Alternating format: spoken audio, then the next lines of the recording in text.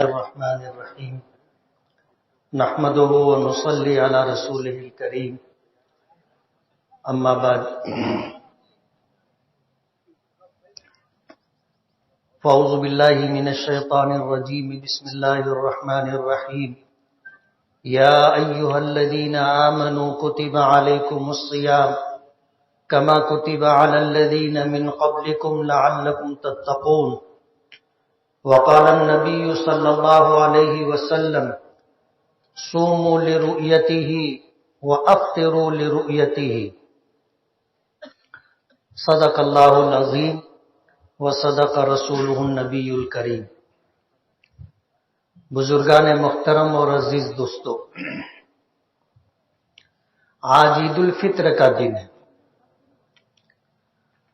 اور آپ کو یہ معلوم ہونا چاہیے کہ اس دن کا نام عید الفطر کیوں رکھا گیا۔ ہماری دوسری عید عید الاضحیٰ کہلاتی ہے، تو اسے عید الاضحیٰ کیوں کہا جاتا ہے؟ ہمارے یہاں بچہ پیدا ہوتا ہے، اس بچے کا نام رکھنے کے لیے ہم لوگ کتنا جتن کرتے۔ ظاہر بات ہے انسانی زندگی پر ناموں کے اثرات ہوتے۔ نبی کریم صلی اللہ علیہ وسلم کی بیٹی حضرت فاطمہ رضی اللہ تعالی عنہا کے یہاں جب پہلا بیٹا پیدا ہوا تو حضرت علی نے اس کا نام حرب رکھا، اور عربی زبان میں حرب کے معنی جنگ کے آتے۔ نبی کریم صلی اللہ علیہ وسلم تشریف لائے، دریافت فرمایا کہ کیا نام رکھا ہے؟ بتایا گیا کہ حرب نام رکھا۔ تو حضور نے فرمایا کہ نہیں، اس بچے کا نام حرب نہیں حسن ہوگا۔ دوسرے بیٹے کی ولادت ہوئی، حضرت علی نے اس دوسرے بیٹے کا نام بھی حرب رکھا۔ نبی کریم صلی اللہ علیہ وسلم کو علم ہوا، آپ نے نام تبدیل فرمایا کہ اس بچے کا نام حرب نہیں، اس بچے کا نام حسین ہوگا۔ تیسرے بیٹے کی ولادت ہوئی، حضرت علی نے اس کا نام بھی حرب رکھا۔ بعض لوگوں کو ایک نام بہت پسند ہوتا ہے، کچھ انسانی فطرت ہے۔ تیسرے بیٹے کا نام بھی حرب رکھا۔ نبی کریم صلی اللہ علیہ وسلم نے نام تبدیل فرمایا اور فرمایا کہ اس بچے کا نام محسن ہوگا۔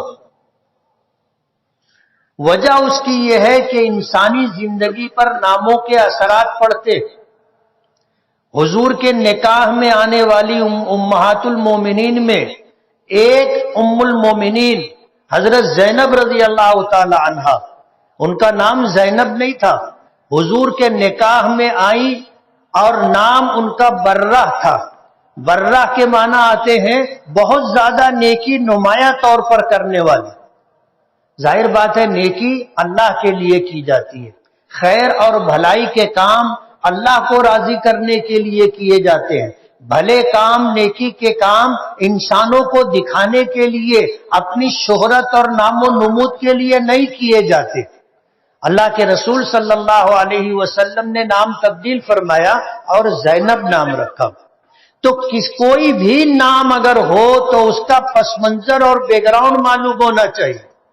آج عید الفطر کا دن، اس دن کو عید الفطر کیوں کہتے؟ جاننا اور سمجھنا ضروری ہے۔ اللہ پاک نے اس امت پر جو نوازشات کی ہے، جو انعامات عطا کیے ہیں، ان انعامات میں سے ایک انعام یہ ہے کہ پچھلی امتوں کے مقابلے میں اللہ پاک نے اس امت کو عمر کم دی، اس دنیا میں رہنے کا موقع کم دیا ہے۔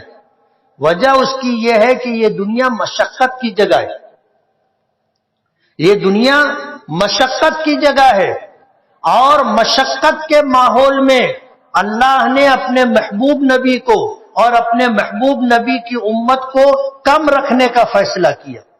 حضور پاک صلی اللہ علیہ وسلم نے فرمایا اعمار امتی ما بین 60 و 70، میری امت کی اوسطاً عمر 60-70 سال۔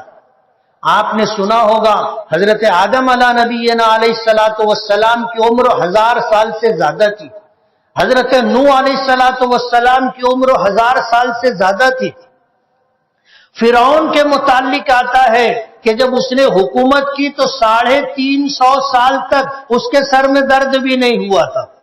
اصحاب کہف کے بارے میں آپ نے سنا ہوگا، قرآن کریم میں ہے کہ جب حالات سے بیزار ہو کر کے اور مایوسی کا شکار ہو کر کے جب انہوں نے بستی چھوڑی اور بستی چھوڑ کر کے جنگلوں اور پہاڑوں میں نکل گئے اور ایک غار میں پہنچے، اللہ نے نیند مسلط کر دی، 309 سال تک سوتے رہے۔ پچھلی امتوں کو اللہ نے بہت لمبی لمبی عمریں دی تھی۔ حدیث پاک میں آتا ہے ہمارے آقا جناب رسول اللہ صلی اللہ علیہ وسلم نے بنی اسرائیل کے ایک عابد و زاہد کا تذکرہ کیا اور یہ بتایا کہ اس نے 500 سال تک اللہ کی عبادت کی، پلک جھپکنے کے برابر بھی اللہ کی نافرمانی نہیں کی۔ ظاہر بات ہے اگر 500 سال تک اس نے عبادت کی ہے تو اس کے علاوہ کچھ زمانہ اور بھی تو ہوگا۔ تو پچھلی امتوں کو اللہ پاک نے لمبی لمبی عمریں دی تھی، اعمال کم دیے تھے۔ اس امت کو اللہ پاک نے ہم لوگوں کو دنیا میں یہ مشقت کی جگہ ہے کم رکھنے کا فیصلہ کیا تو ہمیں 60-70 سال کی عمر دی گئی۔ جب نبی کریم صلی اللہ علیہ وسلم نے بنی اسرائیل کے اس عابد و زاہد کا تذکرہ فرمایا کہ اس نے 500 برس تک اس طرح عبادت کی کہ پلک جھپکنے کے برابر بھی اللہ کی نافرمانی نہیں کی، تو صحابہ کرام کو یہ احساس ہوا کہ ہم تو ان کی برابری کر ہی نہیں سکتے۔ اگر ہم اپنی پوری زندگی بھی عبادت میں گزار دیں تو ہماری تو زندگی ہی 60-70 سال کی ہے، کہاں 60-70 سال اور کہاں 500 برس، کوئی مقابلہ نہیں ہو سکتا۔ تو ہم تو نیکیوں میں، بھلائی کے کاموں میں، خیر کے کاموں میں ان کا تقابل اور برابری تو نہیں کر سکتے۔ یہ احساس تھا اور صحابہ کرام نے اس احساس کو نبی کریم صلی اللہ علیہ وسلم کے سامنے رکھا کہ اللہ کے رسول جب انہوں اس اللہ کے بندے نے 500 سال تک عبادت کی ہے تو ہم تو اگر اپنی 60-70 سال کی پوری زندگی بھی عبادت میں گزار دیں تو بھی ہم برابری نہیں کر سکتے۔ تو ہمارے لیے پچھلی امتوں کا نیکیوں میں مقابلہ اور برابری کرنا ناممکن ہے۔ جب یہ احساس نبی کریم صلی اللہ علیہ وسلم کے سامنے آیا تو اللہ پاک سے ہمارے نبی نے، ہمارے پیغمبر نے فریاد کی اور پھر اللہ پاک نے ہمیں نیکی کے اور مواقع عطا کیے۔ پچھلی امتوں پر ایک وقت کی نماز فرض تھی، کہیں کسی امت پر 2 وقت کی نماز فرض تھی، اللہ پاک نے اس امت پر 5 وقت کی نمازیں فرض فرمائی۔ اور معراج کا واقعہ اگر آپ کے ذہنوں میں ہوگا تو آپ اندازہ کر سکتے ہو کہ جب اللہ کی بارگاہ میں معراج کے موقع پر نبی کریم صلی اللہ علیہ وسلم پہنچے تھے تو اپنی طرف سے اللہ کی بارگاہ میں تحفہ پیش کیا تھا، اور وہ تحفہ تھا التحیات للہ والصلوات والطیبات، کہ تمام بدنی عبادتیں، تمام مالی عبادتیں اور تمام قولی عبادتیں سب کے سب اللہ کے لیے۔ زبان سے کی جانے والی عبادت ہو اے اللہ تیرے لیے، بدن سے ہونے والی عبادت ہو اے اللہ صرف تیرے لیے، اور مال کے ذریعے سے جو عبادت ہوتی ہے وہ بھی صرف تیرے لیے۔ اللہ کی بارگاہ میں اپنی اور اپنی امت کی طرف سے نبی کریم صلی اللہ علیہ وسلم نے تحفہ پیش کیا تھا، قولی عبادت کا، بدنی عبادت کا، مالی عبادت کا۔ اللہ پاک کی طرف سے اپنے محبوب نبی کو اور اپنے محبوب نبی کی امت کو 50 وقت کی نمازوں کا تحفہ دیا گیا۔ ظاہر بات ہے تحفہ ہوتا ہے اور دینے والا اپنی حیثیت کے مطابق دیتا ہے۔ اگر اللہ پاک کوئی تحفہ دے رہے ہیں تو وہ معمولی تحفہ نہیں ہوگا۔ 50 وقت کی نمازوں کا تحفہ ملا۔ اللہ کے نبی جناب رسول اللہ صلی اللہ علیہ وسلم نے بسر و چشم قبول کیا، معراج سے واپس آنے لگے، چھٹے آسمان پر حضرت موسیٰ علیہ السلام سے ملاقات ہوئی، 7ویں پر حضرت ابراہیم سے ملاقات ہوئی۔ حضرت ابراہیم نے پوچھا کہ اللہ کی بارگاہ میں گئے تھے، کیا تحفہ پیش کیا؟ حضور نے بتایا کہ قولی عبادت، بدنی عبادت، مالی عبادت ہے اللہ صرف تیرے لیے۔ پوچھا کیا تحفہ ملا؟ کہا 50 وقت کی نمازوں کا تحفہ ملا۔ حضرت ابراہیم کی امت پر 1 وقت کی نماز فرض تھی، لیکن حضرت ابراہیم خوش ہوئے کہ اللہ پاک نے نوازا بھی تو بھر پیٹ نوازا، 50 وقت کی نمازیں تھیں۔ چھٹے آسمان پر حضرت موسیٰ سے ملاقات ہوئی، حضرت موسیٰ نے بھی پوچھا، حضور نے یہی بات بتائی، اور جب پوچھا کیا ملا؟ کہا 50 وقت کی نماز۔ تو حضرت موسیٰ کہنے لگے کہ میری امت پر 2 وقت کی نماز فرض تھی تو وہ پڑھتی نہیں تھی، آپ کی امت میری امت کے مقابلے میں کمزور ہے، 50 وقت کی نماز کیسے پڑھے گی؟ جائیے کم کروائیے۔ حضور پاک صلی اللہ علیہ وسلم واپس عرش پر گئے، اللہ نے 10 نمازیں کم کی۔ حضرت موسیٰ کے پاس آئے، پوچھا کیا ہوا؟ کہا 10 کم ہوئی 40 ہے۔ بولے 40 بھی بہت ہے، واپس جا کر کے کم کراؤ۔ پھر حضور عرش پر تشریف لے گئے، 10 نمازیں اور کم ہوئی، پھر 10 نمازیں اور کم ہوئی، پھر 10 نمازیں اور کم ہوئی، پھر جب 5واں چکر گئے تو 5 وقت کی نمازیں کم ہوئی۔ حضرت موسیٰ نے مشورہ دیا کہ آپ پھر جائیے، 5 بھی زیادہ ہے۔ حضور پاک صلی اللہ علیہ وسلم نے فرمایا استحییت عن ربی، مجھے اپنے پروردگار سے دیے ہوئے تحفے کو واپس کرتے ہوئے حیا آ رہی ہے، اب میں نہیں جاؤں گا۔ جب اللہ کے رسول نے یہ فیصلہ کر دیا کہ 5 اب اس میں کمی نہیں کروانا ہے، اللہ پاک کی طرف سے کرم دیکھو، اللہ پاک نے فرمایا کہ لا تبدیل لکلمات اللہ، اللہ کے فیصلوں میں تبدیلی نہیں ہوتی۔ ہم نے 50 وقت کی نمازیں فرض کی تھی، ہم نے ادائیگی کے لیے 5 وقت کی نمازوں کا حکم دیا ہے۔ اگر آپ کی امت 5 وقت کی نماز پابندی سے ادا کرے گی، ہم 50 وقت کی نمازوں کا ثواب دیں گے۔ پچھلی امتوں پر 1 روزہ فرض تھا، عاشورہ محرم کا 1 روزہ فرض تھا۔ جب ہم پر روزوں کی فرضیت نہیں تھی، نبی کریم صلی اللہ علیہ وسلم نے اپنی امت کو حکم دیا اور بنی اسرائیل سے پوچھا، یہودیوں سے پوچھا، حضرت موسیٰ کی امت سے پوچھا کہ تم یہ روزہ کیوں رکھتے ہو؟ تو وہ کہنے لگے کہ یہ وہ دن ہے جس دن اللہ پاک نے حضرت موسیٰ کو اور اسی طرح جو ہے ان کی امت بنی اسرائیل کو فرعون کے ظلم و ستم سے نجات دی تھی۔ اس دن ہم اللہ کی شکر گزاری میں روزہ رکھتے ہیں۔ نبی کریم صلی اللہ علیہ وسلم نے فرمایا کہ انا اولا بموسیٰ منکم، کہ ہم تمہارے مقابلے میں موسیٰ علیہ السلام سے زیادہ قریب ہے، ہم ان سے زیادہ تعلق رکھتے ہیں، اس لیے ہم بھی روزہ رکھیں گے۔ تو آپ نے خود بھی عاشورہ محرم کا روزہ رکھا اور اپنی امت کو بھی حکم دیا کہ عاشورہ محرم کا روزہ رکھو، لیکن یہودیوں سے ہماری مشابہت نہ ہو، ان کے جیسے ہم نہ نظر آئے، اس لیے وہ 1 روزہ رکھتے ہیں، ہمیں 2 روزہ رکھنا چاہیے۔ ہم 9 اور 10 محرم کا روزہ رکھیں گے یا 10 اور 11 محرم کا روزہ رکھیں گے۔ میں نے پچھلے سال یہ بات کہی تھی کہ روزہ کوئی گناہ کا کام نہیں ہے، لیکن ہمارے آقا کی منشا اور چاہت یہ ہے کہ ہم کسی کی نقل نہ کریں، ہم کسی کی مشابہت اختیار نہ کریں۔ جب نیکی کے کام میں ہمارے نبی نے، ہمارے آقا نے ان کی مشابہت کو پسند نہیں فرمایا، تو گناہ کے کاموں میں، اللہ کی نافرمانی کے کاموں میں اور غیر ضروری باتوں میں ہم ان کی کیوں مشابہت اختیار کریں؟ اقبال نے اس پورے پس منظر کو ایک شعر کے اندر جمع کیا۔ اقبال اس امت کے اندر ایسے شاعر گزرے ہیں جنہوں نے اسلام کو سمجھا اور اسے سمیٹ کر کے لوگوں تک پہنچانے اور سمجھانے کی کوشش کی۔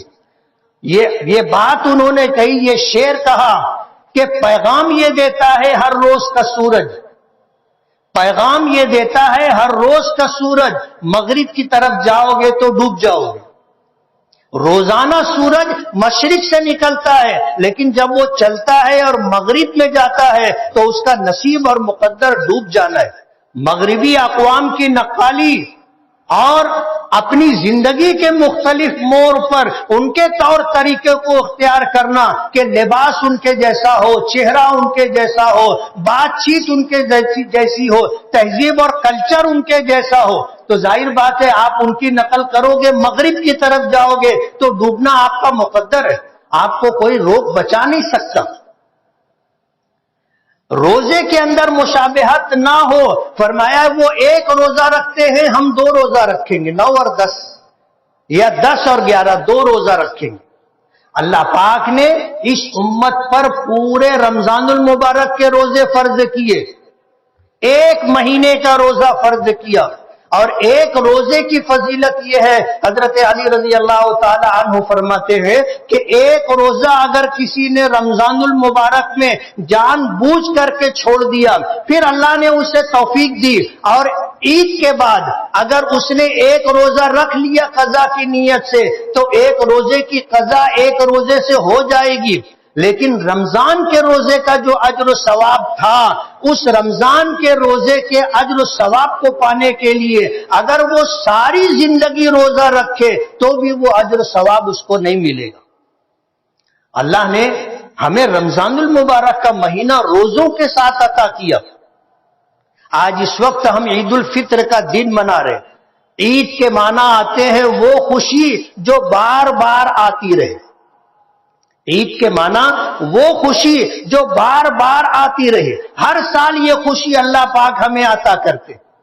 اور پھر فطر کا مطلب یہ ہے کہ پورا رمضان کا مہینہ ہم نے روزوں کے ساتھ گزارا۔ ابھی آپ نے سنا کہ روزہ نام ہے کھانے سے رکے رہنے کا، پینے سے رکے رہنے کا، خواہشات نفسانی پورا کرنے سے رکے رہنے کا نام روزہ ہے۔ ہم صبح صادق سے لے کر کے غروب آفتاب تک کھانے پینے اور خواہشات نفسانی سے رکے رہتے ہیں اور روزے کی نیت کے ساتھ رکے رہتے ہیں، تو یہ روزہ کہلاتا ہے۔ ابھی آپ نے سنا کہ بھوک لگی ہے لیکن ہم نہیں کھاتے، پیاس لگی ہوتی ہے، زبان سوکھ جاتی ہے، منہ اتنا سوکھ جاتا ہے کہ منہ میں لعاب باقی نہیں رہتا، گلا کانٹا ہو جاتا ہے۔ محنت مزدوری کرنے والے، دھوپ میں کام کرنے والوں کی حالت خراب ہو جاتی ہے، لیکن سخت پیاس لگنے کے بعد بھی وہ بندہ اللہ کی رضا کے لیے کھانا چھوڑ دیتا ہے، پینا چھوڑ دیتا ہے، خواہشات کو چھوڑ دیتا ہے۔ تنہائی میں بھی پانی نہیں پیتا، اتنا بڑا مجمع ہے ہزاروں کی تعداد میں، لیکن ہر آدمی اپنے بارے میں غور کرے کہ روزہ رکھنے کے بعد بھوک لگی ہے، چھپ کر کے کھانا نہیں کھاتا، پیاس لگی ہے، تنہائی بھی ہے، کوئی دیکھنے والا نہیں ہے، لیکن وہ پانی نہیں پیتا۔ نفس کا تقاضا ہے، خواہش ہے، لیکن اس کے بعد بھی وہ اللہ کے لیے اپنی خواہش پوری کرنے سے رکا ہوا ہے۔ جب روزہ اس طرح رکھا جاتا ہے تو اس روزے کی وجہ سے جو اجر و ثواب اللہ پاک دیتے ہیں اس کا اندازہ آج نہیں، کل قیامت کے دن ہوگا۔ رمضان کا پورا مہینہ روزوں کے ساتھ گزرا، آج کا یہ دن جب رمضان کا مہینہ ختم ہوا، شوال کا دن آیا، تو پہلے دن کو اللہ پاک نے عید کا دن قرار دیا۔ آج کے دن روزہ رکھنا حرام ہے۔ سال میں 5 دن ہیں جن میں روزہ نہیں رکھا جاتا، روزہ نہ رکھنے کا حکم ہے۔ ان میں سے پہلا دن جو ہے شوال کا پہلا دن، چاند دکھنے کے بعد پہلا دن، شوال کی پہلی تاریخ، یہ افطار یعنی روزہ نہ رکھنے کا دن ہے۔ حضور پاک صلی اللہ علیہ وسلم نے فرمایا کہ یہ دن فَإِنَّهُ يَوْمُ أَكْلٍ وَشُرْبٍ وَوِعَالٍ، کہ یہ کھانے کا، پینے کا اور اپنی جائز خواہشات کو پورا کرنے کا دن۔ عید کا دن خوشی کا دن، اور خوشی کس کے لیے؟ جس نے روزے رکھے ہیں اس کے لیے خوشی کا دن ہے، جس نے رمضان بھر تراویح کا اہتمام کیا اس کے لیے خوشی کا دن ہے، جس نے خواہشات نفسانی کو چھوڑ کر کے یہ مہینہ گزارا، عید کا دن اس کے لیے خوشی کا دن۔ اب جو آدمی روزہ خور ہو، جو آدمی تراویح نہ پڑھتا ہو، جو اللہ اور اللہ کے رسول کے احکامات کی پرواہ نہ کرتا ہو، آج کے دن اس کو کیا خوشی ملے گی؟ عید کی خوشیاں ان کے لیے ہیں جنہوں نے رمضان کے روزے رکھے، جنہوں نے تراویح کا اہتمام کیا۔ جب یہ مہینہ پورا ہو گیا، آج خوشی کا دن ہے۔ رات جو گزری وہ انعام کی رات تھی، لیلۃ الجائزہ، انعام کی رات، اور دن جو ہے یہ بھی انعام کا دن ہے، خوشی کا دن ہے۔ حدیث پاک میں آتا ہے کہ جب عید کی صبح ہوتی ہے تو فرشتے اعلان کرتے ہیں کہ چلو اس کریم رب کی بارگاہ کی طرف جو جس کے خزانے لامحدود ہیں، جو نوازنے میں کمی نہیں کرتا۔ ان اللہ لا یمل حتی تملو، کہ تم لیتے لیتے تھک جاؤ گے، اکتا جاؤ گے، اللہ دینے سے کبھی نہیں تھکے گا۔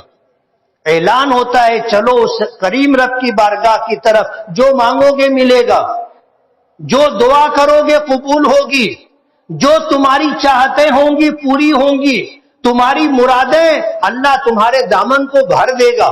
آج ہم مہینہ بھر روزہ رکھ کر کے، تراویح کی مشقت اٹھا کر کے آج اجر و ثواب لینے کے لیے عیدگاہ، عیدگاہ میں عید کی نماز ادا کرنا سنت مؤکدہ ہے۔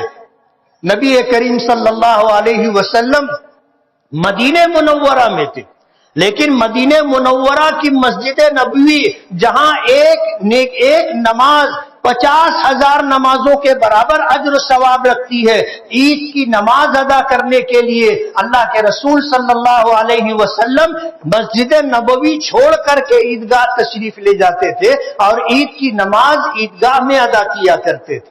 اعلان ہوتا ہے آؤ اس کریم رب کی بارگاہ کی طرف جس کے خزانے لامحدود ہیں، جو چاہو گے وہ مانگو، مرادیں پوری ہوں گی۔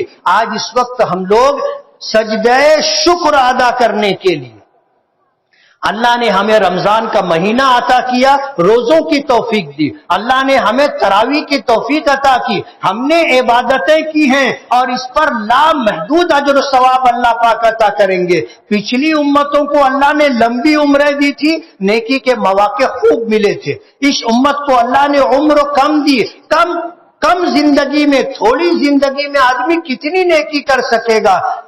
پچھلی امتوں سے نیکیوں میں ہم برابری کر سکیں یا ان سے آگے جا سکیں، اس کے لیے اللہ پاک نے 5 وقت کی نمازیں فرض کی، اللہ نے رمضان کے روزے تراویح عطا کی، اور اسی کے ساتھ اللہ پاک نے صحابہ کرام کے اس احساس کے پیش نظر کہ اللہ کے اس بنی اسرائیل کے بندے نے 500 برس تک عبادت کی تھی، اللہ نے شب قدر کی نعمت عطا کی کہ اگر کسی نے شب قدر کی عبادت کر لی، شب قدر کی عبادت کر لی تو اس نے 83 سال 4 ماہ سے زیادہ زمانہ اللہ کی عبادت میں گزارا۔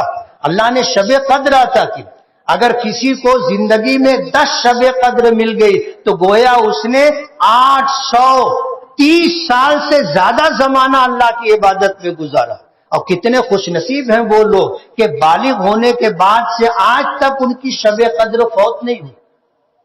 مغرب کی نماز جماعت سے پڑھی، عشاء کی نماز جماعت سے پڑھی، تراویح کا اہتمام کیا، جب سحری کے لیے اٹھے تو 2-4 رکعت تہجد پڑھ لی، اللہ کی بارگاہ میں ہاتھ پھیلا کر کے دنیا اور آخرت کی بھلائی کے لیے کچھ مانگ لیا، رات اس نے عبادت میں گزاری۔ یہ رات اگر شب قدر تھی اس کو شب قدر مل گئی۔ گویا اپنی زندگی کے جتنے سال بالغ ہونے کے بعد اسے ملے، ہر سال اس نے شب قدر کی عبادت کی۔ آپ اندازہ نہیں کر سکتے کہ اس نے کتنے سال تک اللہ کی عبادت کی۔ اللہ کا فضل ہے اس امت پر۔ اللہ پاک کے احسانات میں سے ایک احسان یہ بھی کہ زندگی کم دی لیکن نیکی کے مواقع اللہ پاک نے خوب عطا کیے۔ نماز تو عبادت ہے، روزہ تو عبادت ہے، ہماری اس شریعت نے راستے سے تکلیف دہ چیز کو ہٹا دینا بھی عبادت قرار دیا ہے۔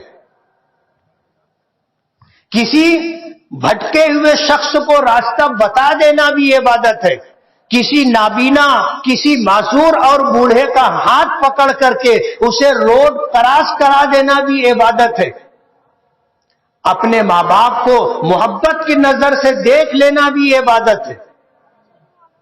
حضور پاک صلی اللہ علیہ وسلم نے فرمایا کہ جو اولاد اپنے ماں باپ کو محبت کی نظر سے دیکھے گی اللہ اسے مقبول حج عمرے کا ثواب عطا کرے گا۔ صحابہ کرام کہنے لگے کہ اللہ کے رسول ہم دن میں بار بار دیکھیں؟ حضور پاک صلی اللہ علیہ وسلم نے فرمایا کہ دن میں 70 مرتبہ بھی تم دیکھو گے تو اللہ پاک ہر مرتبہ دیکھنے پر مقبول حج عمرے کا ثواب عطا کرے گا۔ خوش نصیب ہیں وہ لوگ جن کے ماں باپ بقید حیات ہیں، ماں باپ کا سایہ باقی ہے، ان کی قدر کر لو۔ باپ جنت کا دروازہ ہے، ماں کے قدموں کے نیچے جنت ہے، آپ انہیں راضی اور خوش کر لو، اللہ راضی ہو جائے گا۔ اور ماں باپ کی رضا میں اللہ کی رضا ہے، ماں کے قدموں کے نیچے جنت ہے۔ کچھ لوگ مشورہ دے رہے تھے کہ جمعیت علماء کو چاہیے کہ وہ اولڈ ہوم قائم کرے، بوڑھوں کا گھر۔ میں نے کہا مالیگاؤں ابھی اتنا گیا گزرا نہیں ہے کہ لوگ اپنے بوڑھے ماں باپ کو گھر سے نکال دیں اور بے گھر ہو کر وہ زندگی گزارے، اور جمعیت علماء ایسے بے سہارا گھر سے نکالے ہوئے، دھتکارے ہوئے، ہکالے ہوئے بوڑھے ماں باپ کو ہم گھر بنا کر کے رکھے۔ ابھی مالیگاؤں میں اتنے برے دن نہیں آئے، اللہ کا کرم ہے، مالیگاؤں کے لوگ اپنے والدین کی قدر کرتے، اور ہماری شریعت کا یہ حکم ہے کہ ماں باپ کو محبت کی نظر سے دیکھنا حج عمرے کا ثواب رکھتا ہے۔ باپ کی رضا میں اللہ کی رضا ہے اور ماں کے قدموں کے نیچے جنت ہے۔ تو آج کا دن یہ افطار کا دن ہے، اور یہ وہ دن ہے جس کی خوشی بار بار پلٹ کر کے آتی ہے۔ اللہ کا بے پناہ احسان ہے، اللہ نے ہمیں جو دین عطا کیا ہے یہ حضرت آدم علیہ نبینا علیہ الصلوۃ والسلام سے چلا اور آ کر جناب رسول اللہ صلی اللہ علیہ وسلم پر مکمل ہوا۔ ہمارے دین اسلام کی ابتدا حضرت آدم سے ہوئی ہے، پہلے انسان حضرت آدم، وہاں سے اسلام کی ابتدا ہوئی اور اس کی تکمیل ہمارے آقا جناب رسول اللہ صلی اللہ علیہ وسلم پر ہوئی۔ وہ دین اللہ پاک نے ہمیں عطا کیا ہے، اور یہ دین اللہ کے نزدیک پسندیدہ دین ہے، اور یہی دین اللہ کی بارگاہ میں مقبول ہے۔ آج دنیا میں جتنے مذاہب اور جتنے دھرم پائے جاتے ہیں، کچھ تو ایسے ہیں کہ جس کا کچھ نہ کچھ ثبوت ملتا ہے۔ اکثر ادیان اور اکثر دھرم اور دین تو ایسے ہیں کہ جن کا کوئی بیس نہیں ہے اور جن کی کوئی بنیاد نہیں ہے، بس کچھ رسومات ہیں، باپ دادا کا طریقہ ہے، زمانے اور حالات کے پیش نظر کچھ کام ہے، ایسی چیزوں کو جمع کر کے انہوں نے دھرم کا نام دے دیا۔ جیسے مثال کے طور پر مذہب اسلام میں ارتداد کے لیے سزا مقرر ہے کہ اگر کوئی اپنا مذہب چھوڑ دیتا ہے، کسی بھی وجہ سے چھوڑ دے۔ آج تو جیسے چلن ہے، اپنی بچیوں کو ہم عصری تعلیم کے لیے مخلوط نظام تعلیم میں بھیج دیتے ہیں، جہاں لڑکے اور لڑکیاں مل کر کے پڑھتے۔ ظاہر بات ہے کہ جب اس طرح کا ماحول ہوگا تو اس کے اثرات تو پڑیں گے، اور ہوتا یہ ہے کہ پھر کبھی کوئی مسلمان لڑکی ہندو لڑکے کے ساتھ، کبھی کوئی ہندو لڑکی مسلمان لڑکے کے ساتھ تعلق بنا لیتی، اور اس کی وجہ سے کیا ہوتا ہے کہ دونوں میں سے کوئی ایک اپنا مذہب چھوڑ دیتا ہے،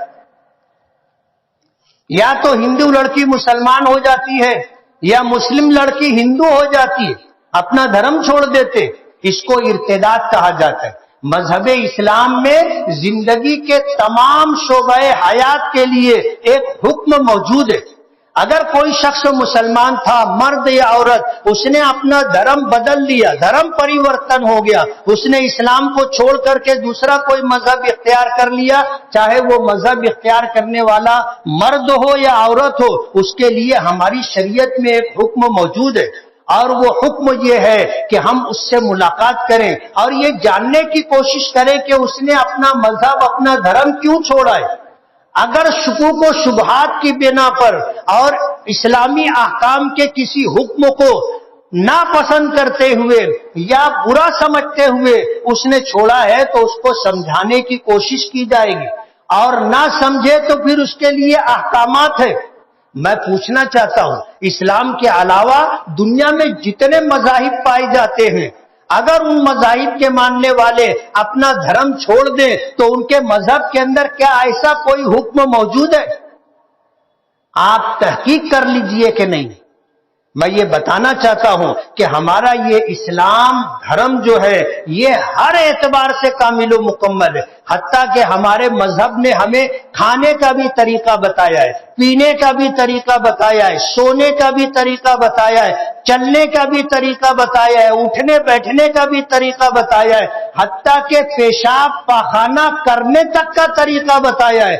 مرد اپنی بیوی سے ملاقات کر رہا ہے، خصوصی ملاقات، ہمارے لیے احکامات ہے کہ یہ ملاقات کیسے ہونی چاہیے۔ دنیا کے کسی مذہب میں آپ کو یہ بات نہیں ملے گی۔ مذہب اسلام ہر اعتبار سے مکمل ہے۔ آج مذہب اسلام کو اور اسلام کے ماننے والوں کو مٹانے کی کوشش کی جا رہی۔ میں آپ سے یہ کہنا چاہتا ہوں، یہ غیروں کا نہیں، ہمارا قصور ہے۔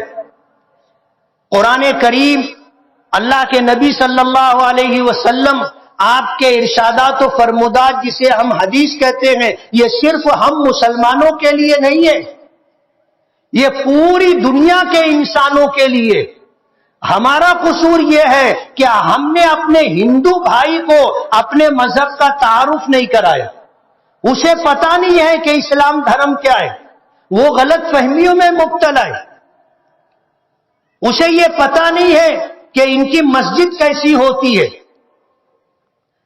ٹریننگ پر ایک صاحب آئے ہوئے تھے، جامع مسجد میں ملاقات کے لیے آئے، انہوں نے پولیس ڈپارٹمنٹ میں تھے، مجھ سے کہنے لگے مسجد میں ملاقات کے بعد کہ کیا میں مسجد دیکھ سکتا ہوں؟ میں نے کہا آپ ضرور دیکھ سکتے ہو۔ ان کو میں نے اپنی جامع مسجد سب بتایا، تو سب ہونے کے بعد وہ مجھ سے پوچھنے لگے کہ اکھاڑا کہاں ہے؟ آپ کو ہنسی آ رہی ہے، لیکن دوسری قوموں کو یہ باور کرایا گیا ہے، ان کے دل و دماغ میں یہ بات بٹھا دی گئی ہے کہ ان کی مسجدوں میں اکھاڑا ہوتا ہے، یہ مسجدوں میں آنے والوں کو لاٹھی چلانا، تلوار چلانا، نشانہ بازی اور فائرنگ کرنے کی ٹریننگ دیتے۔ یہ ہمارے ہندو بھائیوں کے دل و دماغ میں یہ بات بیٹھی ہوئی ہے۔ اس آفیسر نے مجھ سے یہ بات کہی کہ آج تک تو ہم یہ سمجھ رہے تھے اور ہمیں یہ بتایا اور سمجھایا گیا تھا کہ ان کی مسجدوں میں اکھاڑا ہوتا ہے، تو آپ جتنے لوگ آئے ہیں ہندو سماج کے، ان کو اپنی مسجد بتاؤ۔ ان سے میں نے کہا کہ یہ تو میری جامع مسجد ہے، مالیگاؤں میں 300 سے زائد مسجدیں ہیں، آپ کسی بھی مسجد میں چلے جائیں، آپ کو کہیں اکھاڑا نہیں ملے گا۔ کہنے لگے کہ اتنی اہم بات ہے اور اس طرح لوگوں کے دل و دماغ میں بھر دی گئی ہے کہ لوگ مسجد کو ایسے آ کے دیکھتے ہیں۔ ان کو یہ بتایا گیا کہ یہاں پر ٹریننگ دی جاتی ہے، جبکہ یہ جملہ آپ نے سنا تو آپ کو ہنسی آ رہی تھی۔ ہم اپنی مسجدوں میں اس طرح کی کوئی تعلیم نہیں دیتے، لیکن ہمارے ہندو بھائیوں کو پتہ نہیں ہے کہ مسجد کیا ہوتی ہے، یہ ہمارا قصور ہے۔ ہم انہیں اپنی مسجد کا تعارف کرائیں، اپنے مذہب کا تعارف کرائیں۔ جب مذہب کا تعارف ہوگا تو مذہب کا تعارف ہونے کے بعد انہیں اندازہ ہوگا کہ اسلام نے کتنی محبت کی تعلیم دی۔ ہمارے آقا نے فرمایا کہ افشوا السلام بینکم تحاببتم، کہ تم سلام کو عام کرو، آپس میں محبت پیدا ہوگی۔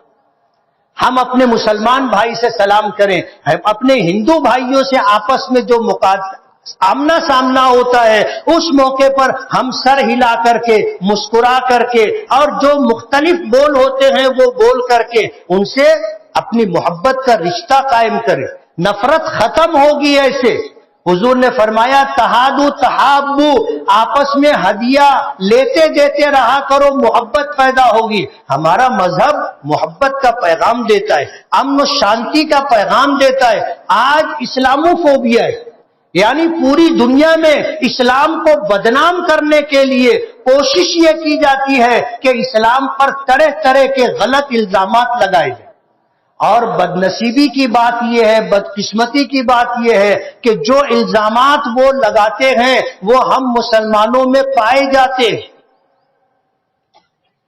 آج اگر جیل میں آپ جاؤ گے، پولیس اسٹیشن میں آپ جاؤ گے، اس میں جرائم اور کرائم کی کرنے والوں کی لسٹ دیکھو گے تو اس میں زیادہ تر لوگ آپ کو مسلمان ملیں گے۔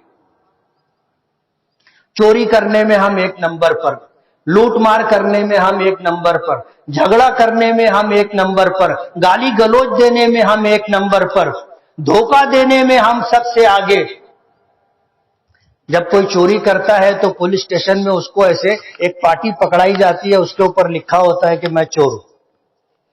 آپ اگر پولیس اسٹیشن میں جا کر یہ تصویریں دیکھو گے، زیادہ تر اس میں آپ کو مسلمان ملیں گے۔ ہم نے اپنے اعمال اور افعال سے ان کو بتایا کہ واقعی تم جو بات اسلام کے بارے میں بولتے ہو وہ واقعی صحیح ہے۔ ہم نے اسلام کا اپنے اعمال و کردار سے غلط تعارف پیش کیا ہے۔ ہماری ذمہ داری ہے کہ ہم اسلام کا تعارف اپنے اعمال اور کردار کے ساتھ پیش کریں۔ ہم یہ بتائیں کہ ایک مسلمان کیسا ہوتا ہے، کبھی زندگی میں شراب کو ہاتھ نہیں لگاتا، نشہ نہیں کرتا، بہن بیٹیوں پر غلط نگاہ نہیں ڈالتا، چوری نہیں کرتا، جھوٹ نہیں بولتا، جھگڑا نہیں کرتا، گالی گلوچ نہیں کرتا۔ یہ اسلام کی تعلیم ہے اور یہ ہر مسلمان پر ضروری ہے کہ اس طرح زندگی گزارے۔ اگر ہم اپنے اخلاق اور اپنے اچھے کردار کو، جو ہماری اسلامی تعلیمات ہے، مذہبی تعلیمات ہے، دھارمک تعلیمات ہے، اس کو اختیار کر کے زندگی گزارے، اسلام مشرق سے مغرب تک جائے گا، زمین سے آسمان تک جائے گا، اور لوگ اس کو خوش دلی کے ساتھ قبول کریں گے۔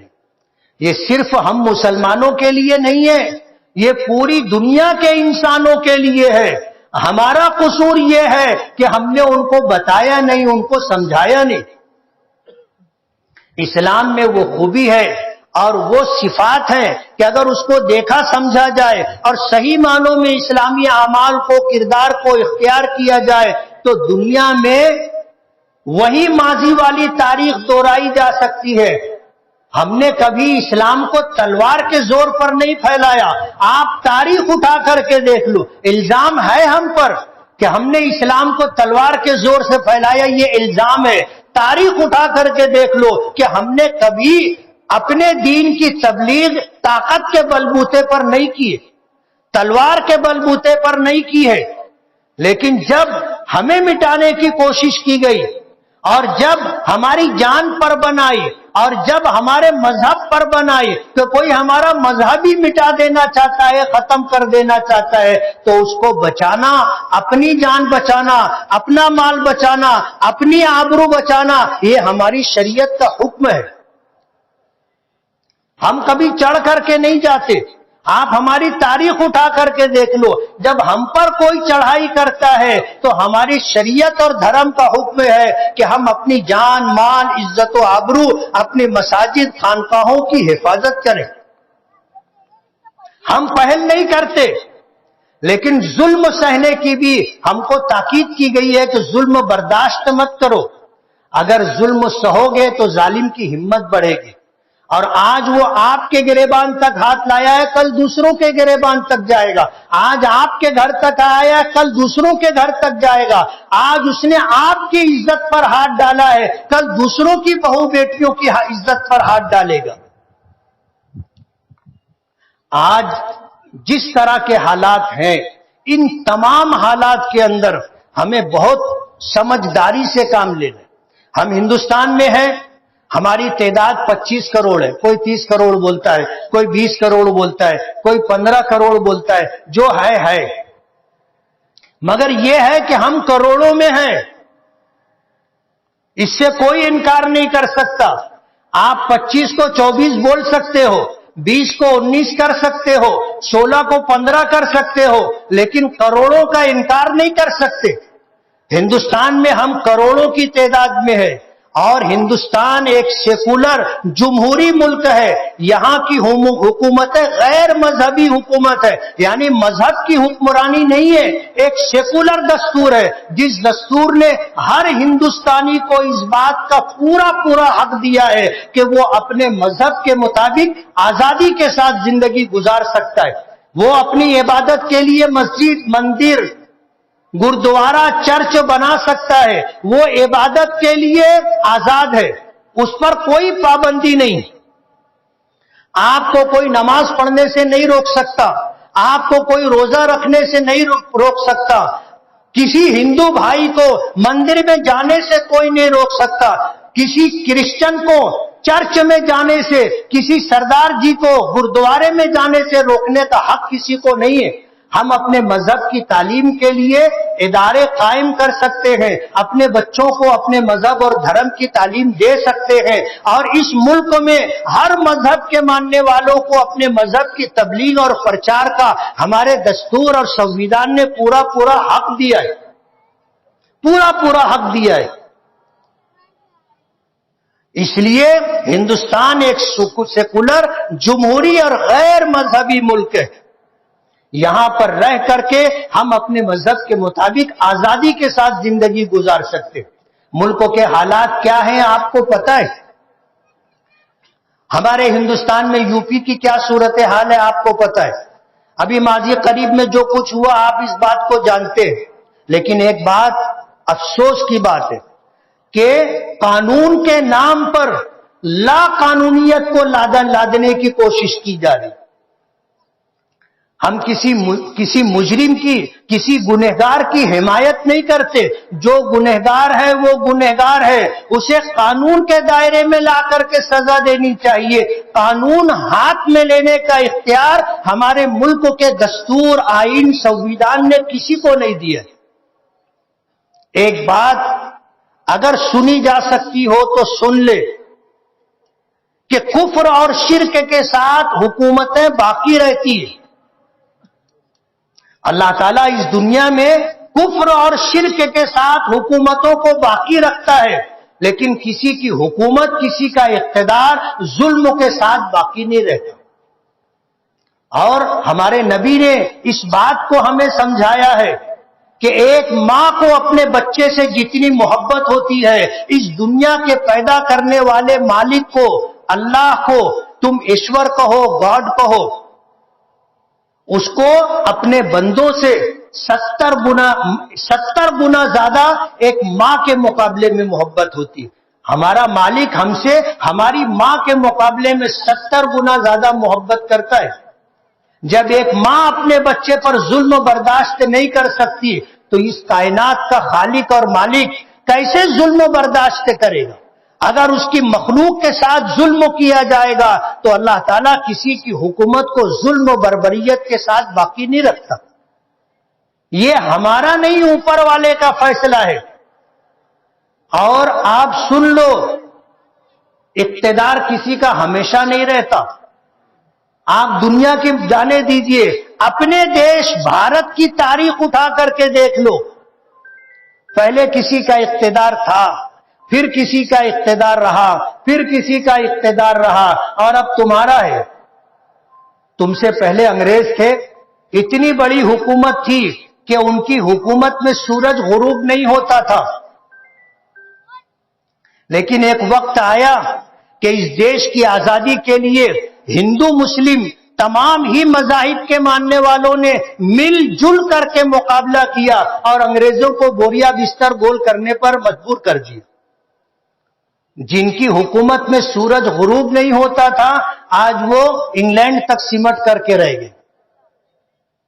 تو دن سدا ایک نہیں رہتے، اور اقتدار کبھی کسی کا باقی نہیں رہتا، اقتدار بدلتا رہتا ہے، تاریخ اپنے آپ کو دہراتی ہے۔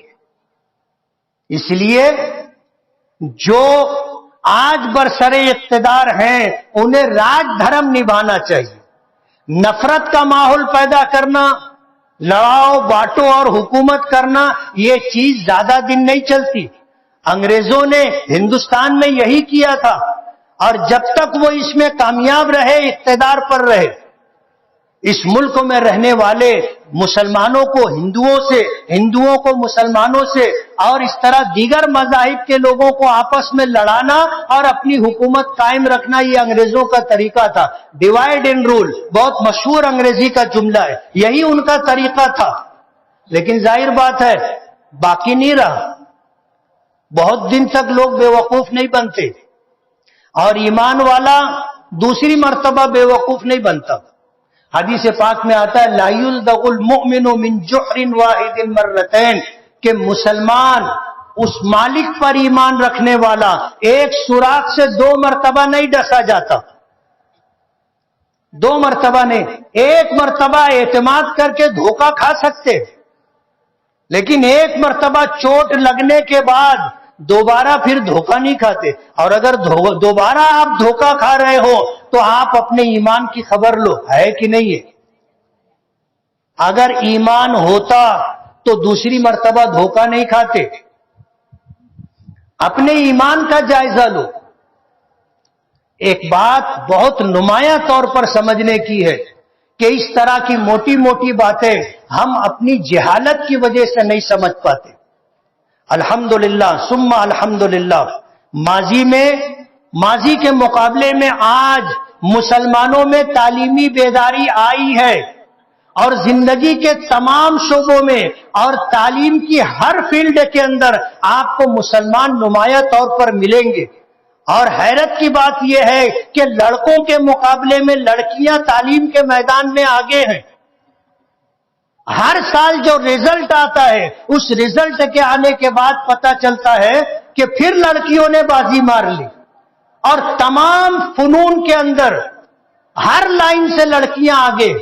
مسلمانوں میں بیداری آئی ہے، لیکن میں آپ سے یہ کہنا چاہتا ہوں کہ آپ اپنے بچوں کو پڑھائیے، اپنی اولادوں کو پڑھائیے.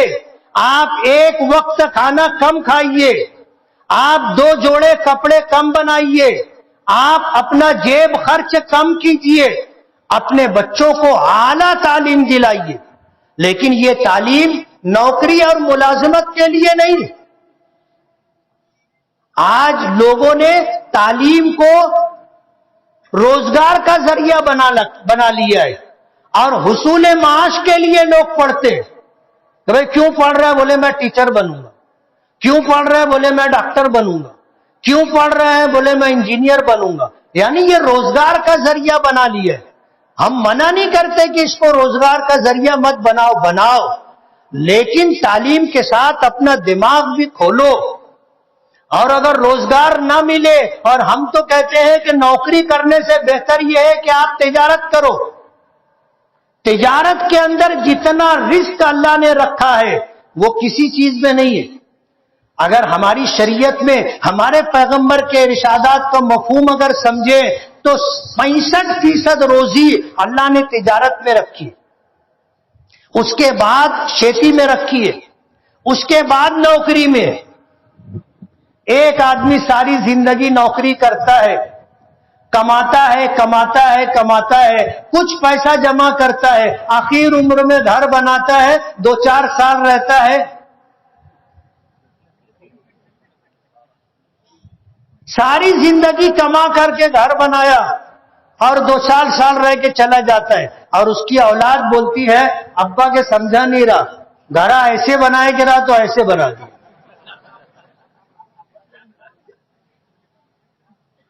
ساری زندگی کا حاصل ایک گھر. یہ نوکری کرنے والوں کی مثال دے رہا ہوں. اور جتنا آدمی ساری زندگی نوکری کر کے کماتا ہے، تجارت میں لوگ چند دنوں میں اس سے زیادہ بھی کما لیتے ہیں نا، اس سے زیادہ نوازا جاتا ہے. نوکری کے چکر میں مت پڑو. ایسے بھی ہندوستان میں ہم کو نوکری نہیں ملتی، ایسے بھی نوکری نہیں ملتی. کیوں نہیں ملتی ہے آپ سمجھ رہے ہو. نوکری کے چکر میں مت پڑو، تجارت کرو، آپ ہنر سیکھو. ہمارے بڑے کہا کرتے تھے کہ ہنر نر ہوتا ہے، سمجھتے ہو نا؟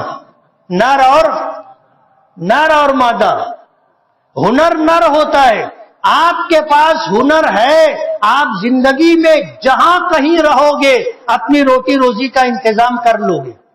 آپ کے پاس ہنر رہنا چاہیے. اور ظاہر بات ہے یہ ساری چیزیں تعلیم سے ملتی.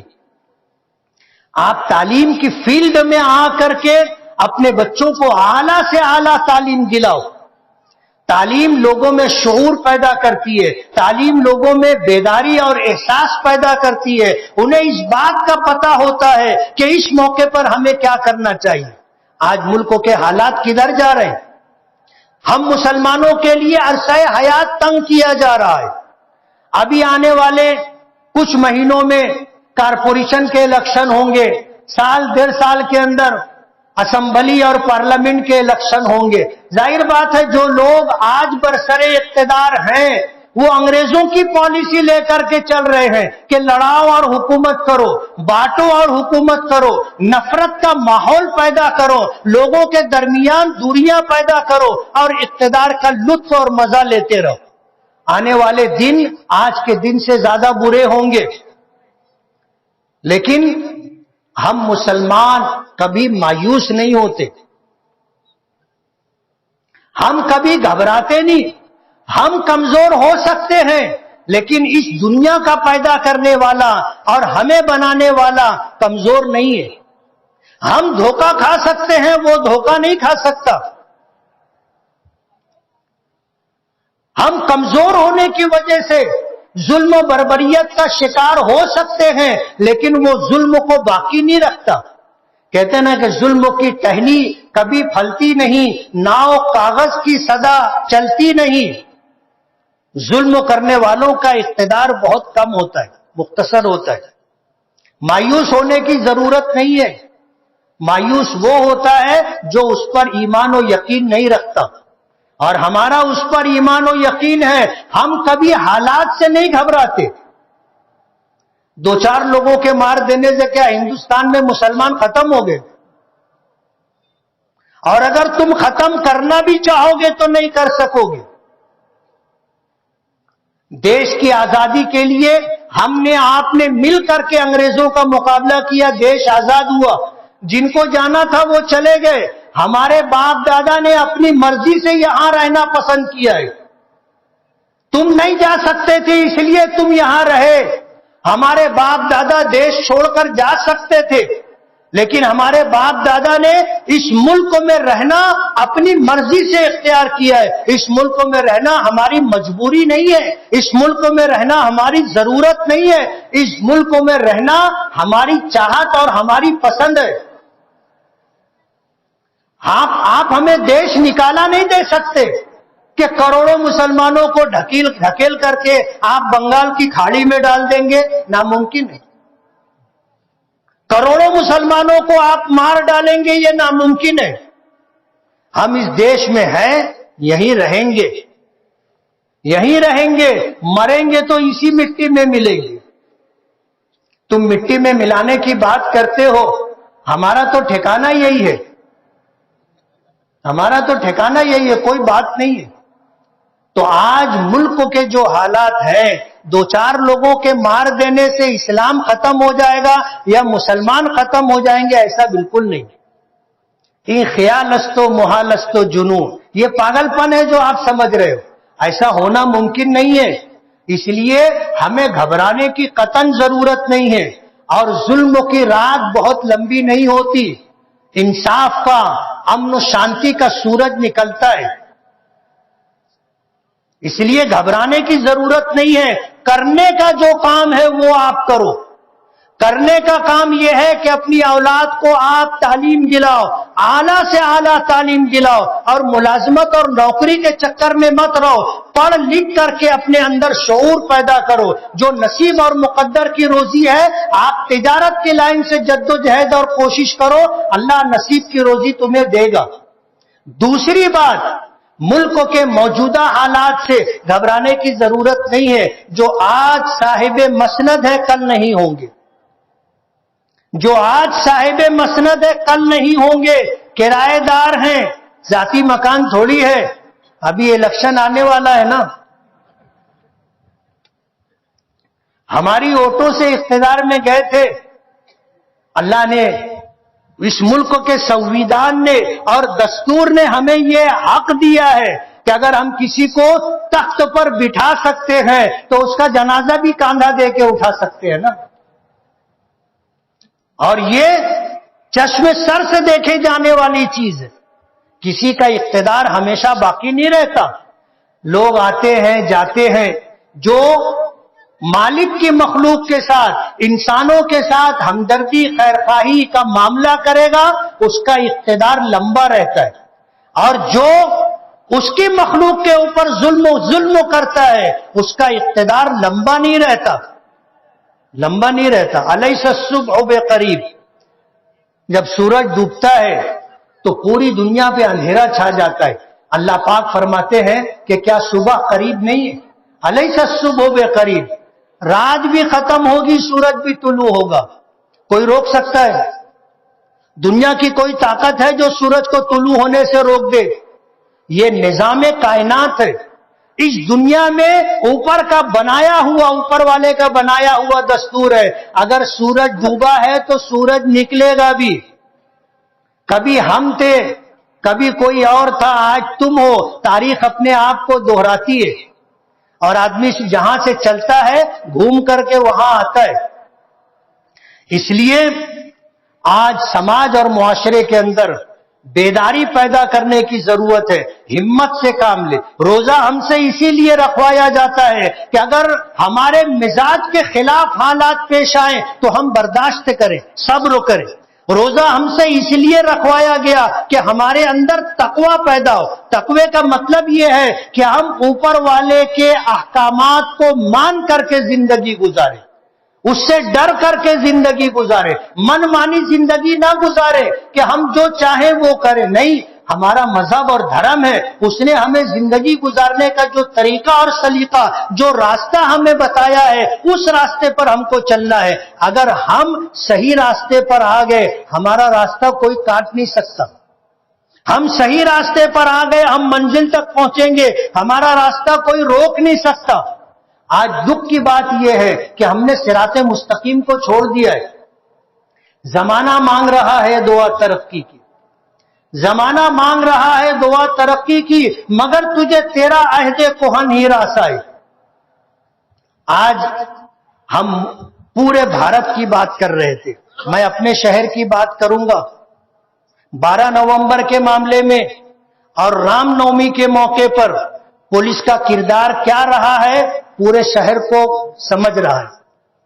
सब देख रहे हैं कि 12 नवंबर के मामले में कौन था, आपने उनके साथ क्या किया।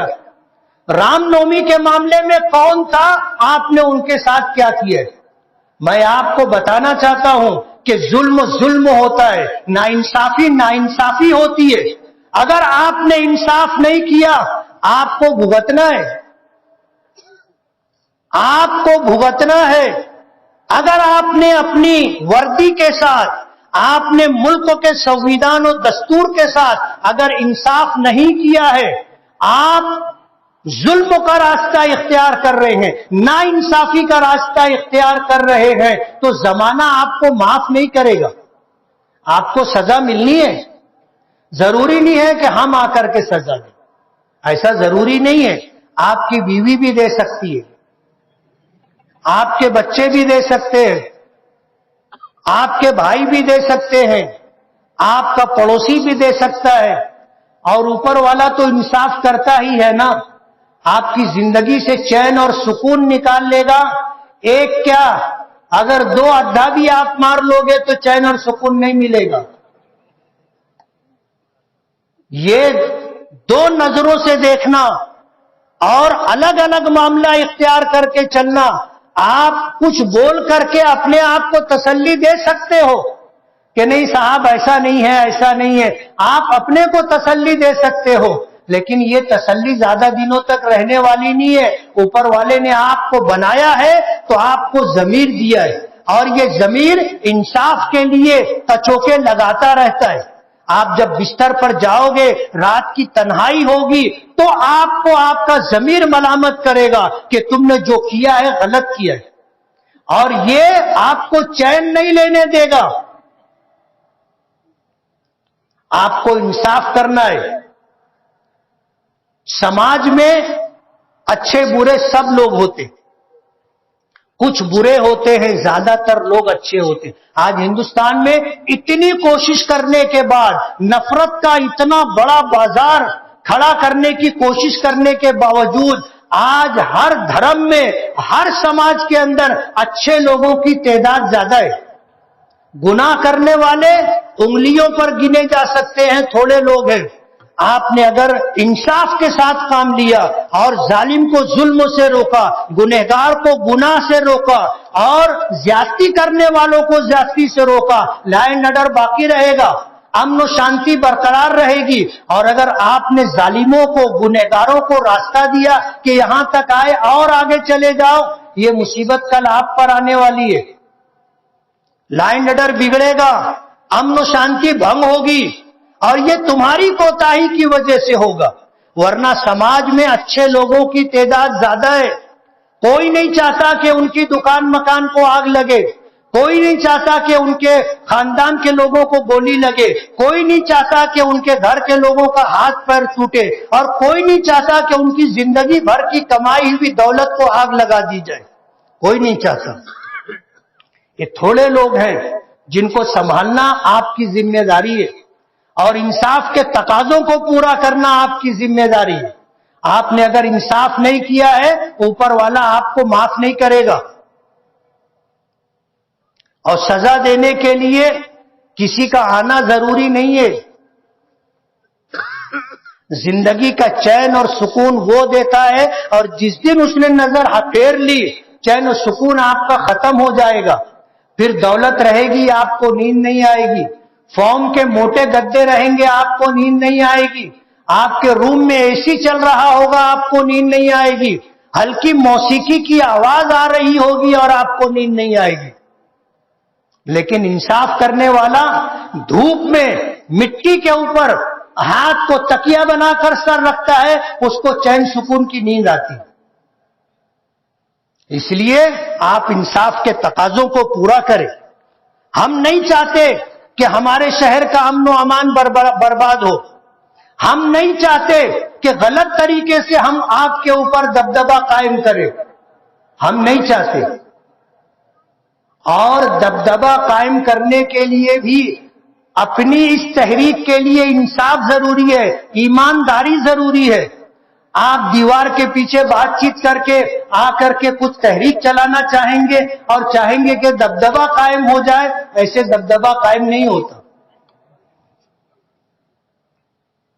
اپنے کاموں کے ساتھ ایمانداری ضروری ہے۔ آج اس وقت ہمیں اپنا راستہ بدلنے کی ضرورت ہے۔ مجھے ایک عنوان دیا گیا کہ آج ہمارے شہر میں شادی شدہ مرد اور عورتیں بے راہ روی کا شکار ہیں۔ ایک عورت کے لیے اس کا شوہر موجود ہے، دوسرے مرد سے جو ہے تعلق قائم کرتی ہے۔ ایک مرد ہے، اس کے پاس جائز طریقے سے بیوی موجود ہے، وہ پرائی عورتوں سے تعلق قائم کرتا ہے۔ آپ کان کھول کر کے سن لو کہ زنا زندگی کو کم کرتا ہے، زنا عمر کی برکت کو ختم کر دیتا ہے، اور زنا قرض ہے۔ آج آپ نے لیا ہے، آپ کو چکانا پڑے گا۔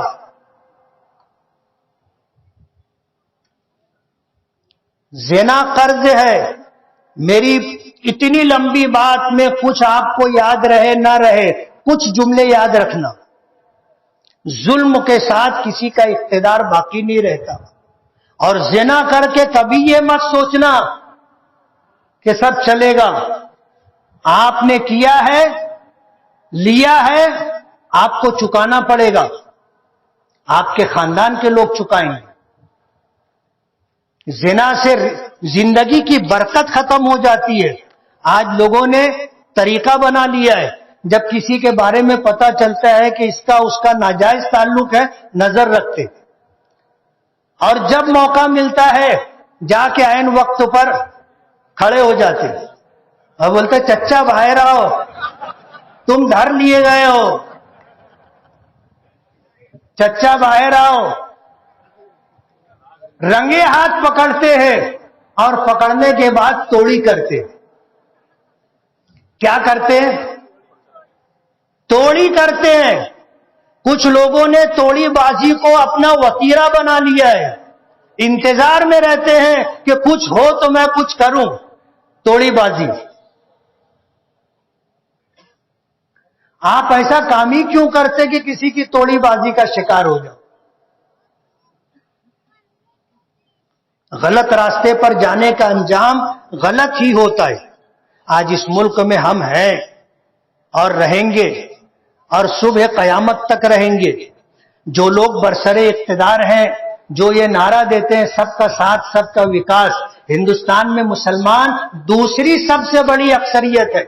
آپ اس کو سائڈ لائن کر کے آپ یہ چاہو گے دیش ترقی کر لے، دیش کبھی ترقی نہیں کرے گا. آپ کو اگر ہندوستان کو، بھارت کو اگر ترقی کی راہ پر لے کر جانا ہے اور ترقی کی منزل تک جانا ہے تو آپ کو ہمیں ساتھ میں لینا پڑے گا. مسلمانوں کو ساتھ میں لے کر کے چلو گے تو دیش ترقی کرے گا، ورنہ دیش اتنی بڑی اکثریت کو نظر انداز اور سائڈ لائن کر کے آپ اگر یہ چاہو گے کہ دیش ترقی کر لے، ایسا کبھی بھی نہیں ہوگا. آج اس وقت عید الفطر کا موقع ہے.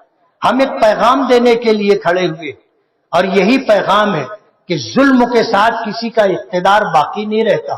ہم نے مہینے بھر روزے رکھے ہیں تاکہ ہمارے اندر صبر پیدا ہو، برداشت کی طاقت پیدا ہو. لیکن ظلم کرنے والے یہ سمجھ لے کہ ظلم کی رات بہت لمبی نہیں ہوتی، انصاف کا سورج طلوع ہوتا ہے.